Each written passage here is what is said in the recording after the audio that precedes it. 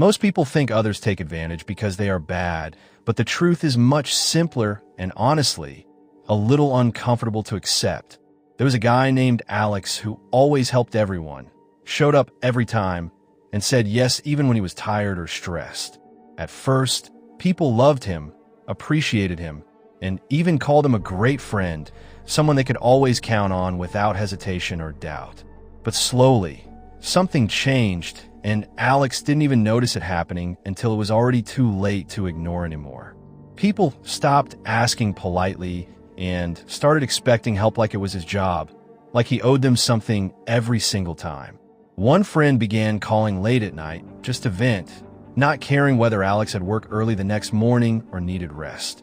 Another started asking for favors without even saying thank you, acting like Alex's time and energy had no real value at all. And the strange part is, none of them felt guilty, not even a little bit, because in their mind, this had become normal behavior. Alex started feeling frustrated, confused, and even a little angry, but he never said anything because he didn't want to seem rude. He thought being kind meant always saying yes, always being available, and always putting others first no matter what it cost him. But what Alex didn't understand was something most people never realize until they experience it the hard way in real life. People don't treat you based on your intentions. They treat you based on your boundaries and what you consistently allow over time.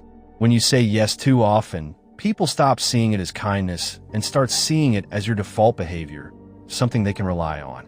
And once something becomes expected, it loses its value, no matter how much effort or sacrifice you're putting into it.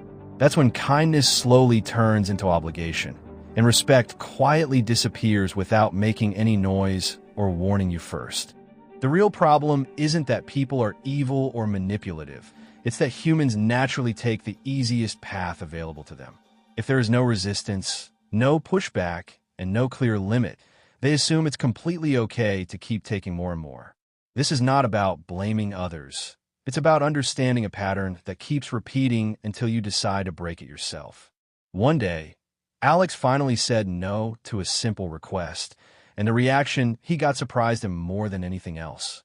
The person got annoyed, slightly upset, and even tried to make him feel guilty for not helping like he always used to. And that's when Alex realized something powerful, something that changed the way he saw people and himself forever. The people who get uncomfortable when you set boundaries are usually the ones who benefited the most from you having none.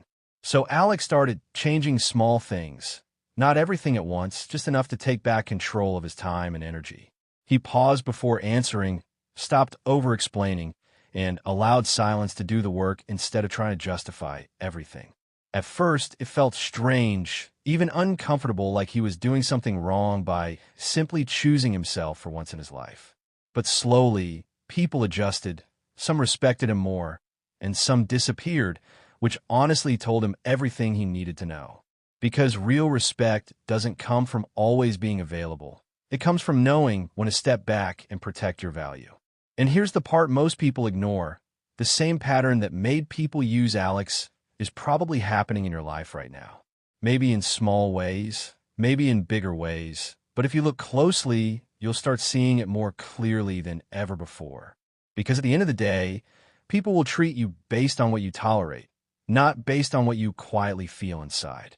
And if you never change that pattern, nothing around you will change either, no matter how much you hope things get better. So the real question is not why people take advantage of you without guilt, but why you keep allowing it without realizing it.